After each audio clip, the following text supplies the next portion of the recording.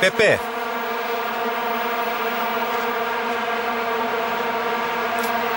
Üks väga ohtlik nurgalöök oli esimesel poolajal Itaaliale ja 1-1!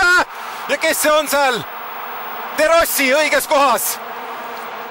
1-1 on seis, 63. minut ja värava autor 26-aastane Daniele De Rossi.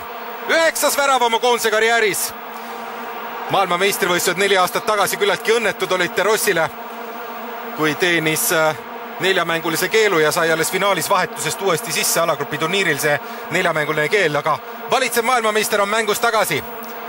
Ja lõitsid itaallased Paraguaylasi selle sama relvaga, küll mitte nüüd mängust, aga standardolukorrast, kus siis see pall maandub ilusti siin De Rossi jalale ja täiesti vabalt.